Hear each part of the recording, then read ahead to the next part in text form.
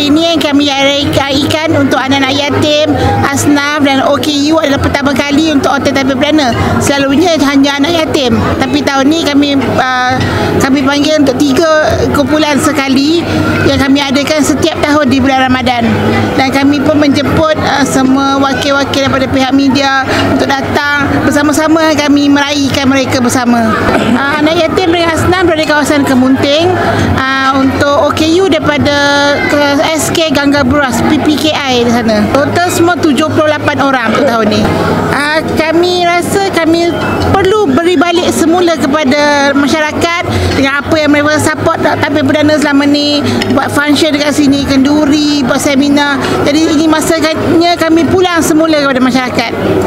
Betul, yang susah, yang tidak pernah merasai makan di hotel, tak pernah jejak kaki di hotel, boleh pertama kali datang di sini dan bersama-sama meraihkannya untuk tahun ini. Ya, ini acara tahunan kami yang kelima. Untuk tahun ni saja yang kami buat. Kami buat untuk 3 sekali. Selalunya 1 saja. Kami bajet dalam lebih kurang 10,000. Itu tak termasuk lagi dana sponsor daripada pihak-pihak lain. Yang kami punya sendiri ada 10,000.